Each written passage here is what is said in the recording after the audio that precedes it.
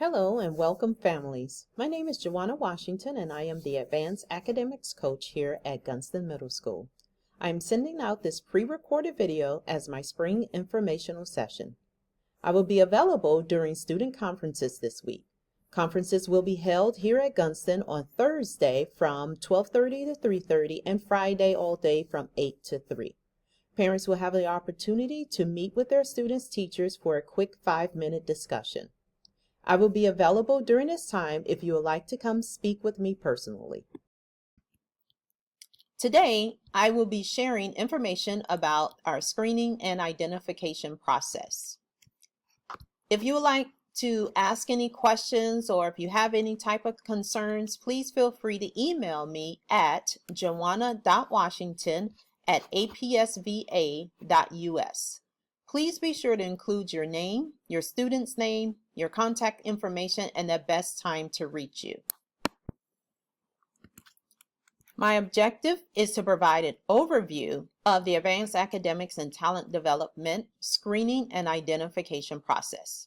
In the fall, I spoke at the October PTA meeting, and during that time, I talked about our advanced academics and talent development teaching model. It is not a program, it is a way of teaching. I spoke about how gifted services are provided by the teacher with support from me when necessary. I may not be in all of the classrooms, but I am working with the teachers to provide the gifted strategies within their lessons. Everything in this presentation will be posted on the Gunston's website under the Advanced Academics along with this video.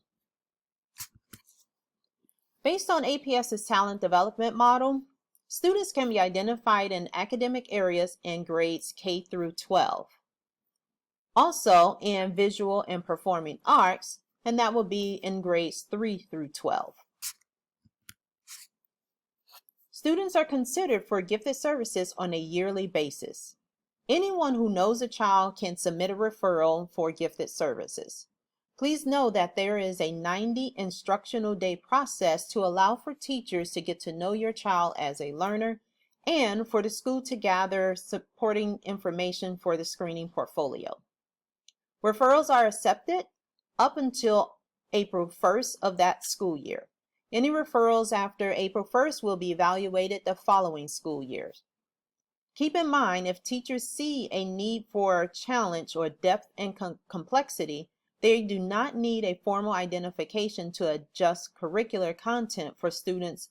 So while the bulk of the screening happens in the winter and spring, it is an expectation that all APS teachers are differentiating and adjusting their teaching based on student needs. In APS, we utilize a holistic case study approach during our screening process. AACs, or Advanced Academic Coaches, will develop a portfolio for each student with evidence based on 4 key components. Please notice that testing only represents one piece of the portfolio. During this time, we also welcome information or input from parents to develop that student's portfolio. We'll dive a little deeper into each one of these components and what supporting evidence may look like. The first component is a nationally normed assessment. The state regulations calls for a mass screening at least once in a student's educational career to help us find students who may not be demonstrating high performance in the classroom for a variety of reasons. These tests help us cast a wide net for students who may not be school smart, but who have the ability to think and problem solve at a higher level. This is what school systems use nationally to try to find historically underrepresented gifted learners because it is a culturally unbiased instrument. And it helps to find students from poverty, twice exceptional learners, and our English language learners. All students in elementary school take the Naglieri Nonverbal Abilities Test and the Cognitive Abilities Test, or COGAT. Students new to the district take the COGAT, or Cognitive Abilities Test assessment, their first year in the district.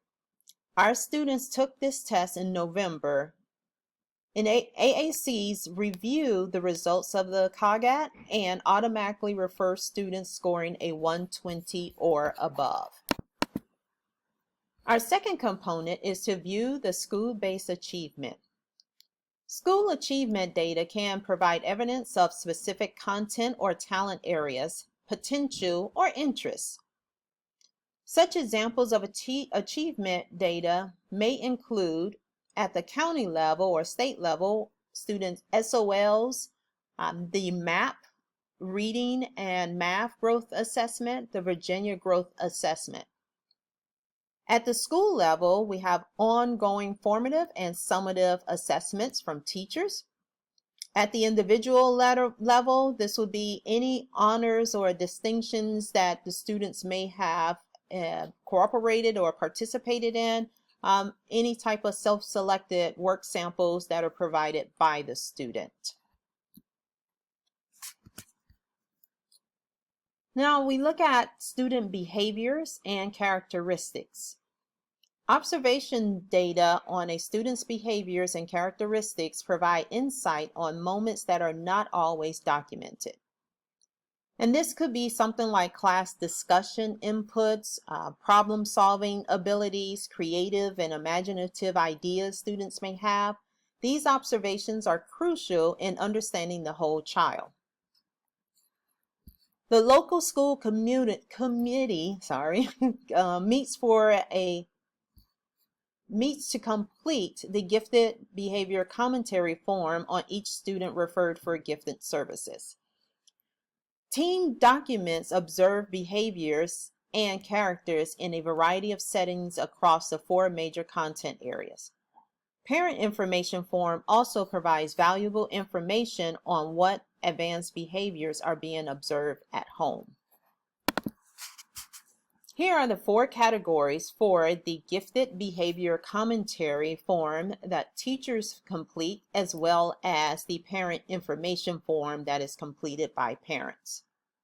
When we look at these categories, we have our first one is the student's exceptional ability to learn. The second is the student's exceptional application of knowledge. Then the exceptional creative, productive thinking, and the exceptional motivation to succeed. We have descriptors to support the school team in their creation of the GBC for each student. These descriptors help us to capture a broader group of students who need gifted services beyond what test data has demonstrated.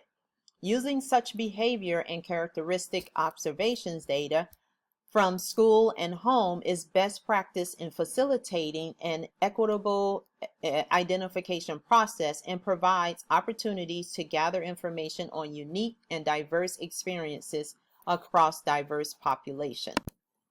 Let's switch gears a bit.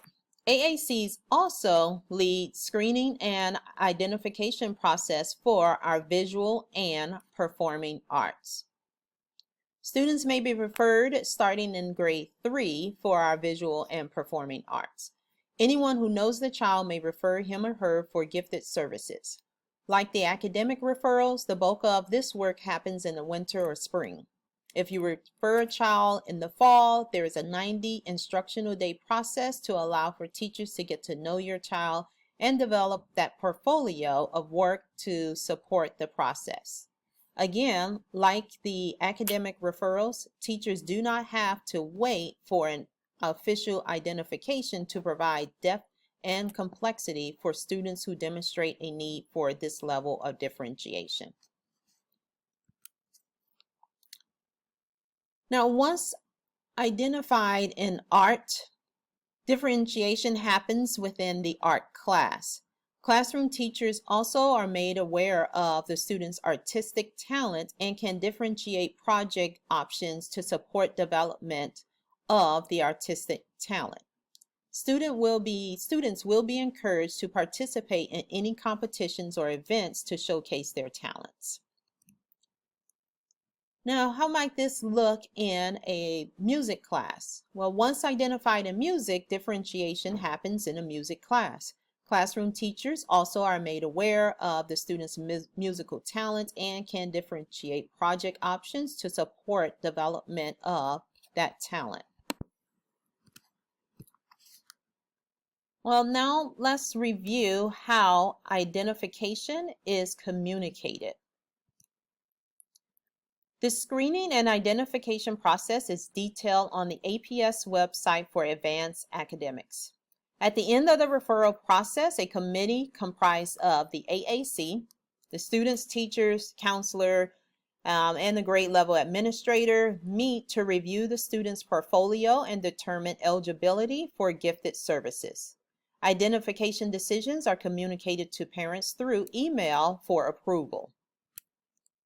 If students are found eligible, they should sign up for the intensified courses in their specific talent areas.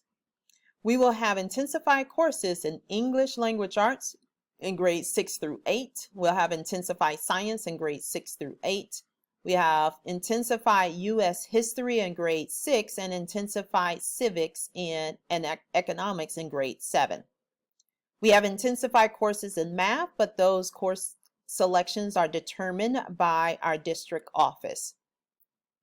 The AAC plans with and supports teachers in daily differentiation for students who have already mastered grade level content. The support may look different in various grade levels and content areas depending on the teacher and the student needs. Just a note, access to advanced curriculum and critical thinking strategies does not have to wait for identification. These are some things that are given to all students. If students are not found eligible, an appeal process is available for families. A Level 1 appeal begins at the school level with notification sent to the principal and AAC. The principal will then review the committee notes and then make a determination to uphold or overturn the eligibility. A Level 2 appeal following a Level 1 decision, you can appeal to the Supervisor of Advanced Academics and Talent Development to review the decision. Details for each step are shared in the ineligibility letter that is sent to parents. It can also be found on the APS Advanced Academics webpage. Now let's look at the timeline for our screening process. When we look at our screening process that starts in the fall and the winter, usually we give teachers that 90 instructional days to get to know the student before we start the screening. In November, students take the cognitive abilities test, our universal screening.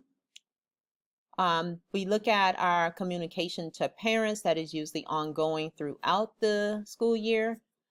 Right now, we are in the collection data phase of the screening process. I have reached out to teachers to get that behavior commentary from them. I've sent notification home to parents to get information from them. And then in May through June, we start the identification meetings. And this is where I meet with that committee, which includes the teachers, the grade level counselor, and grade level administrator. If there are any appeals, those happen in June or from June through August.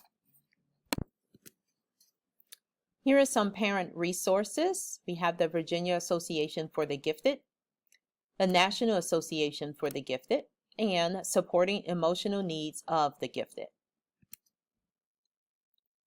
The website for APS Gifted Services is listed here. We also have an Instagram handle that can be followed. If you would like to contact me, again, my email address is joanna.washington@apsva.us. If you would like to reach the Supervisor of Advanced Academics, she can be reached at cheryl.mcculloch@apsva.us. Thank you for taking the time to listen to my presentation. If you have any questions, please feel free to contact me. I will also be available during conferences here at Gunston Middle School.